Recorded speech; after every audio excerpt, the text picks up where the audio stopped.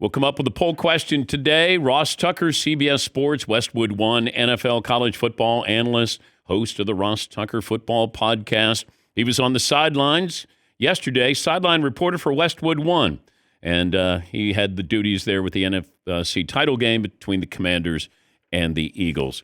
When did the game change for you yesterday? Trying to remember the exact situation. I think probably the 4th and 5 throw from Jalen Hurts to A.J. Brown down the sideline. I think it was 14-12. I might be wrong. I think it was 14-12, 4th and 5. I got to be honest with you, Dan. I thought they were just hard counting him. I didn't think they were going to go for it. I mean, because he tried to hard count him twice. The Commanders, to their credit, didn't jump. So he throws a deep fade down the sideline. That's not necessarily a high percentage throw, but Hurts, who, by the way, had his best game in a couple months, dropped it right in the bucket, perfect to A.J. Brown. So they go and they score a touchdown after that. Then they kick off. Will Shipley rocks McNichols, fumble, another touchdown. Game was kind of over in those last 2 minutes. It was the throw to Brown, the ensuing fumble, another touchdown. Those two touchdowns in the last 2 minutes kind of ended the game. Is there a defense to stop Saquon Barkley? Such a good question, because they actually stop him a lot when you watch until he goes 70. It's like one of the craziest things. I honestly, Dan, I don't remember seeing this before. There's some crazy stats out there. I think he has 7 touchdown runs over 60 yards this year. The whole rest of the NFL maybe has 10 or 7. I mean, I can't remember seeing a guy breaking this many long touchdown runs in general, and then in particular in big games, in big spot. It was the first play of the game. The Commanders are all geared up to stop him. And the reason why it happens is because when you load the box, you only have that one deep safety. You're actually putting that guy in a bad spot. That's why so often it's like a 2-yard gain or a 3-yard gain. They actually stuff him a lot because they got a lot of guys up there. But if he gets past the second level and all you have is that one safety in the middle of the field, good luck to that guy, because that is a very tall task, taking down Saquon Barkley. It's amazing. You can almost feel it's going to happen almost every game. I think the comp I would use, even though he didn't play in many big games, is Barry Sanders. Because Barry would be 2 yards, -1, 3 yards, 5, 66. That sort of, you're playing bingo with Barry. It'd be like 11, 19, 2, 1, 66. Touchdown. You know what, Dan? It's such a good point. Now, they obviously have different styles as runners, but you're 1,000% correct. Barry Sanders was not like a sustaining running back. I remember the criticism of Barry Sanders at times was, it's also 2nd and 12 a lot. You know what I mean? I mean, he would lose 2 yards. I have that sometimes with Saquon. They're different style runners, but at times I wonder about his vision. He does have some lost yardage or some runs where he doesn't have as many 5 to 10 yard runs, I feel like, as you would think. But maybe that's just that is a great comp. And they both have maybe the 2 biggest pair of thighs we've ever seen. So evidently that's what you want. You want gigantic thighs, and then you want to be able to take it 60 yards seemingly once or twice a game. The thighs go together, just letting you know. It's rare if you have one big thigh and then one small thigh. Just this way. It's a pair of big thighs. Paulie, check that if you can, please. Checking. Okay, thank you. As far as this... what sometimes gets lost when you have a story like this, the Commanders, great year, bad day. But looking at building for the future, what do you see with the Commanders before we say goodbye to them? Oh, man, I would be very, very excited. Very excited. Because number one, a lot of the guys they brought in this year with the new GM, Adam Peters, they panned out. I mean, you think about Frankie Louvu, awesome. Bringing in guys like Bobby Wagner, Jeremy Chin did a lot of good things. The draft picks, I mean, Jaden Daniels obviously a home run, but how about Sainer still in the second round? And they traded down in the second round to get Sainer still. So if you're a Commanders fan right now, you know that the future is bright, and you know you were just outgunned yesterday. I mean, I talked to prepping for the game, Dan. I talked to, I don't know, 3 or 4 personnel executives. Depending on who I spoke to, they said between 3 to 5 Commanders would start for the Eagles. Oh, I mean, think about that. Jonathan Allen would start next to Jalen Carter. Luvu would start next to Zach Bond. Obviously, Jaden Daniels would start, although Hurts played very well. But the fact remains, it's hard to win a game if you only have 3 to 5 guys that would even start for the other team. The Eagles are just that loaded. And then you have the fumbles, and Hurts plays the best he has. I mean, good luck. I mean, that's how you lose by 30 points. and I loved on ESPN.com yesterday a long article about Daniel Snyder and how he's miserable. Imagine you get $6 billion and you on your yacht somewhere in the south of France and you're watching this and he's miserable because they succeeded once they got rid of you.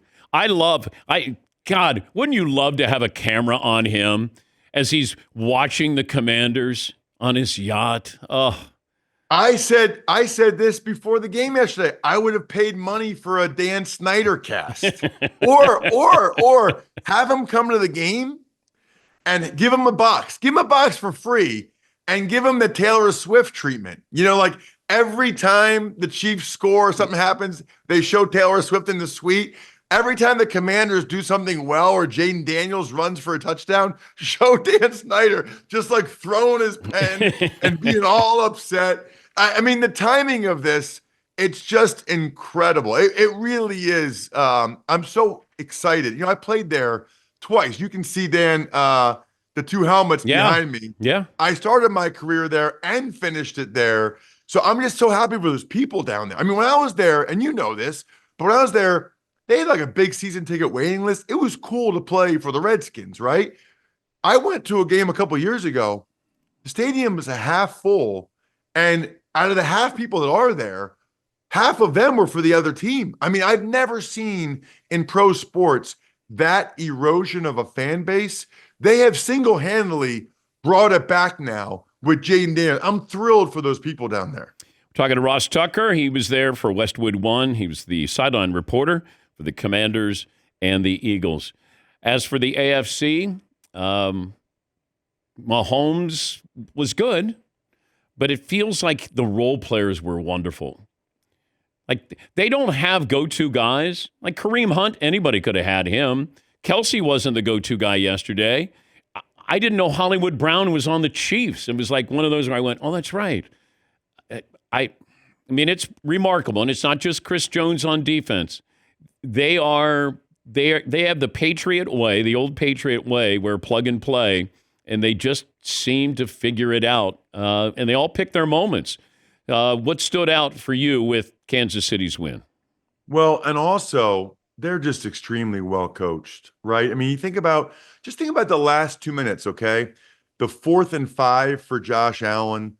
They bring that corner blitz. Now, I don't know why the Bills didn't have a better answer for the corner blitz there. You know, Spagnuolo likes to do it, but the guy came scot-free and Josh Allen heaved it. Now, Kincaid probably still should have caught it, but and think about those 2 third down conversions where both times Mahomes has Pacheco and Pirine wide open in the flat.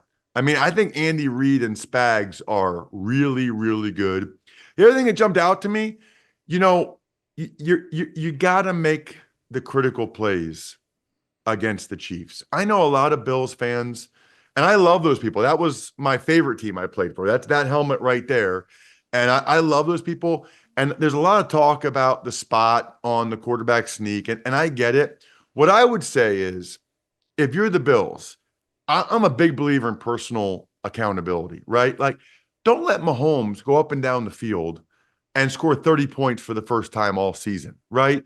Or how about if you're Cole Bishop, don't let Xavier Worthy rip the ball away from you. If you're Kincaid, catch the ball. If you're Josh Allen and Curtis Samuel's on the crossing route, there's nobody within 10 yards of him. That's probably a 40-yard play. Put the ball on him and let him run. Don't get stuffed 3 times on quarterback sneak. The Bills had plenty of chances to win that game. And for whatever reason, teams do not make the critical plays to win the game against the Chiefs. They just, it's like a voodoo doll or something. They don't do it, and the Chiefs do. So the Chiefs deserve to win. You got 3.5 minutes. You got 3 timeouts. You got the 2-minute warning. The Bills had a chance there. That's what you want. That's what MVPs want. The ball in their hands.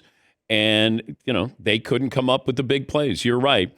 The spot on the push-tush with Josh Allen, are we going to get to the point where we put a chip in the football? I've been saying this for years. I don't understand. We have all this modern technology, and it just seems like, hey, let's bring out the chain gang, or it's a random spot. And I know I'm using this as a launching pad for this, but this is what happens. You have a big moment where we question the spot, and it leads to something. Is it going to lead to a chip in the football? So a couple things, Dan. This is a really important point for football moving forward, okay?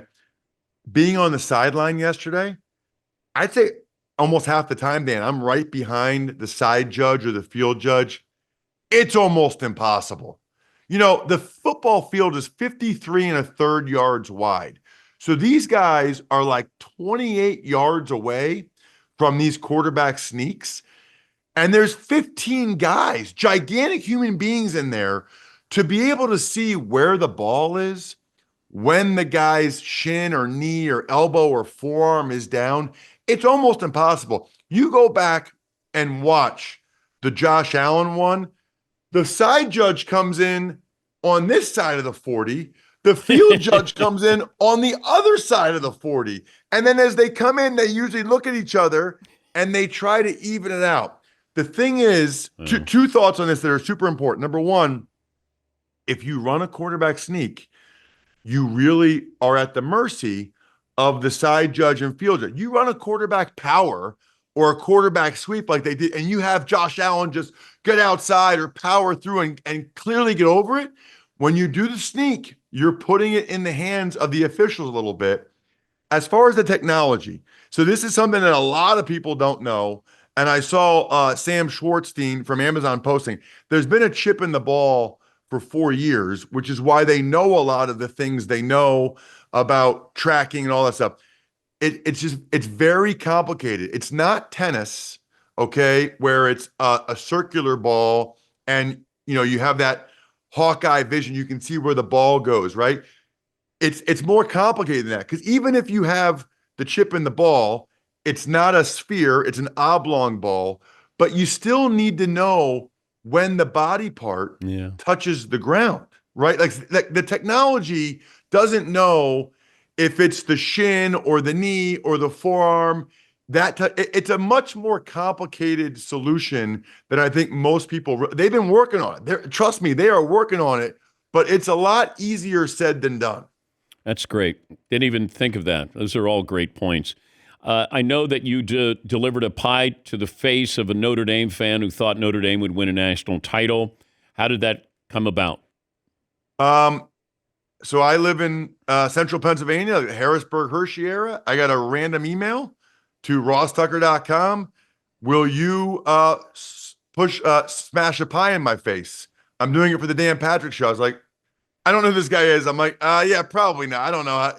Emails me again. What do you think? I'm like, okay. I guess he wants to be on the look-in, and he lives in the area. So my daughter had to go to a birthday party at Get Air on Saturday. I said, hey, the birthday party starts at 3:30. I'll meet you, because I don't know who this guy is. I'll meet you outside Get Air at 3:30. He's there with his wife. My daughter videoed it. She got to put the whipped cream in. I got to tell you, that's one of the most satisfying things I've ever done in my life. That is a great feeling. I want to make a list now of people I want to smash in the face with a pie. Like anybody the older guys that picked on me, those one or two girls that wouldn't date me. Like, I just want to take pies and smash in all their faces. That was so satisfying. You were a little rough on him, though. Like, yeah. Was it too hard? Yeah. Did I go too hard? Yeah. Okay, he said, let me have it. I didn't know. Yeah. I didn't know the proper, Yeah. The centrifugal force, I think, knocked him back. I say this from experience. Michael Irvin hit me with a pie and it drew blood. Like he had no idea. He was like giving me the Heisman there. So just the next time, if it comes up, just be a little more cognizant of you're a little bit bigger than whoever you're going to hit. I was very concerned about getting it on my sweatshirt. So I was trying to hit him and bounce back as fast as I could. Great to talk to you. We'll talk to you next week. Thank you, Ross. Sounds great. I can't wait to see you guys in person. That's Ross Tucker, CBS Sports, Westwood One. NFL. Sounds great. Can't wait to see you in person. Bye. I love his awesome energy. Host of the Ross Tucker Football Podcast. Yeah, we'll see him in New Orleans. We'll take a break. Our play of the day is up next and your phone calls.